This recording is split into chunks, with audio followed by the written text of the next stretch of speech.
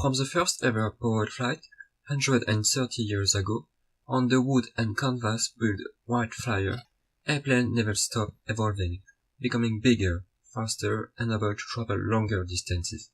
The wide range of uses of an airplane can have encouraged the aviation industry to create different sorts of planes to fit the requirement and carry passenger or cargo in civilian aviation, but also military transport and fighter and, of course, light airplane for personal use and flight learning.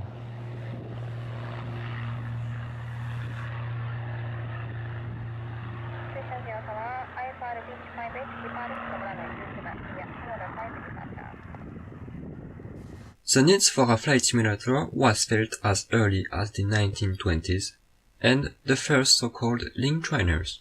They were nothing like the flight simulators we know today and didn't even have screens, but they trained generations of pilots. The major breakthrough of flight simulator came with computers that enable a deep system simulation and a synthetic view of the environment. These simulators has been and are still extensively used to train pilots, and are being more and more considered like actual airplane piloting as they become more and more powerful with the evolution of computers. The first simulator to reach an amateur public was the Sublogic flight simulator in 1979.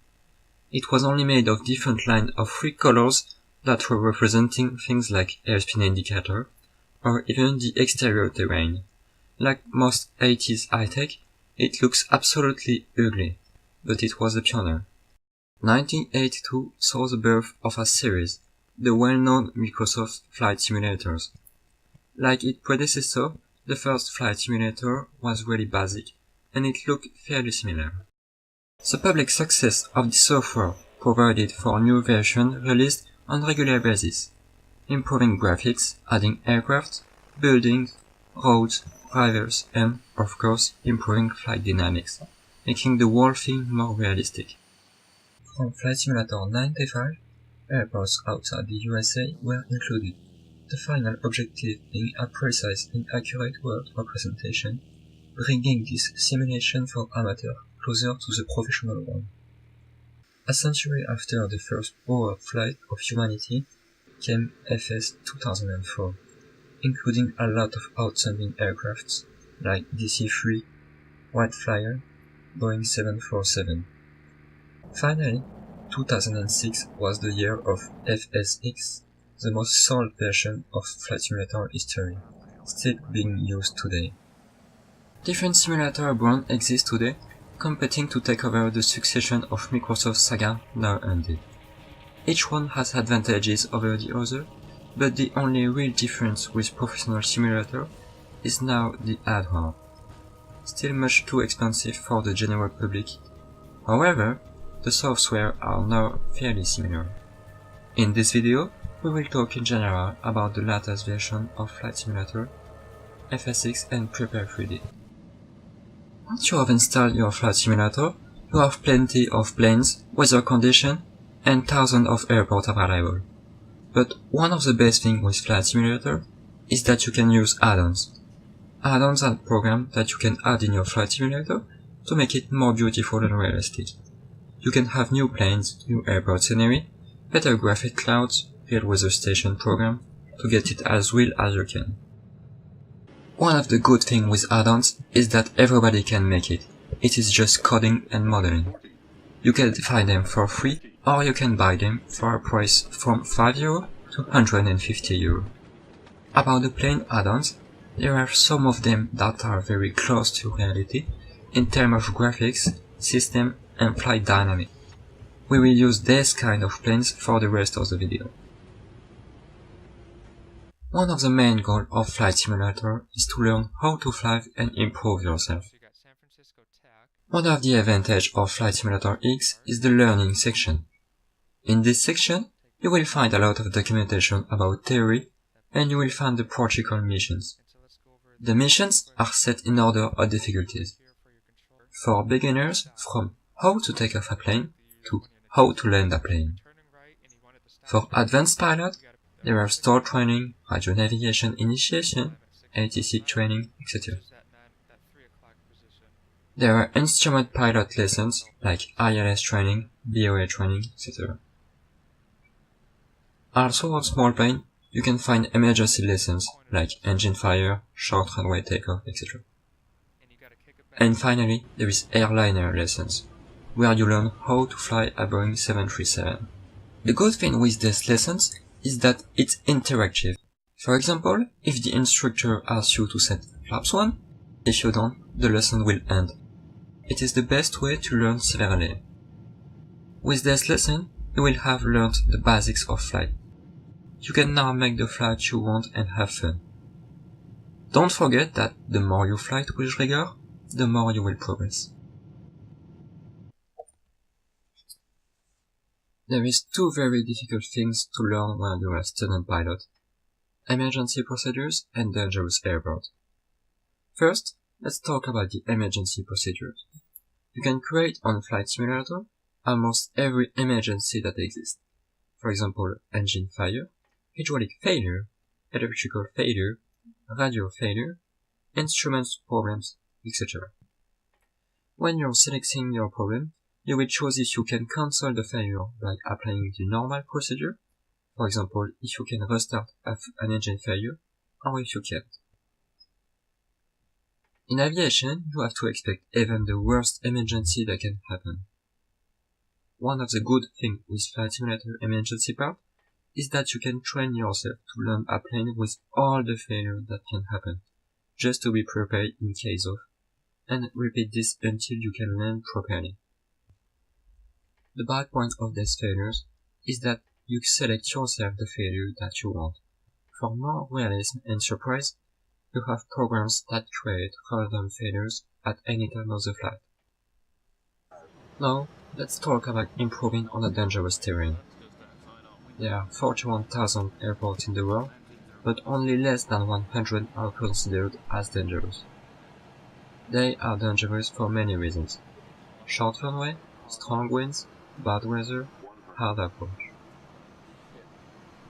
The best point of Flight Simulator is that you can try to learn your plane as long as you want, because your life is not in danger. It is an excellent way to learn tips and reflexes that you need to have on a dangerous terrain. On a small airplane, the main things that changes from Flight Simulator to real life are the sensation that you are in the air, the movement of the plane, the vibrations and turbulences, the G effect when you are taking off or turning rapidly, the stress that can happen during bad weather, or even the feeling during touchdown. The commands of the plane. You are not piloting with a plastic joystick, but with a real yoke that is linked to the direction of the plane, so you can feel how hard can be the command depending on the situation. The sun. It can really change your flight experience in real life, by blinding your eyes and by increasing the cabin temperature. The weather. You will pay more attention in case of bad weather, because it can change your visibility range and your plane performance. The motion sickness, which can happen during turbulences or with a warm cabin without fresh air. Other traffics that aren't easy to see. The view and your head movement, because there is restriction of your point of view in Flight Simulator, so you are not as free as in real life with your eyes. But there are some points that are the same in Flight Simulator and in real life. The way the airplane answers the commands. For example, if you turn rapidly or make a small correction on Flight Simulator, there will be the same result in real life. The throttle management, which is almost the same in real life and Flight Simulator. The instruments, which are the same. The navigation, that can be made on Flight Simulator and real life in VFR or IFR rules, with real Flight Simulator ground texture. The radios. If you're flying online with an ATC on Flight Simulator, the communications will be the same as in real life. All the phases of the flight are almost the same in Flight Simulator and real life. For example, takeoff, flight, and landing.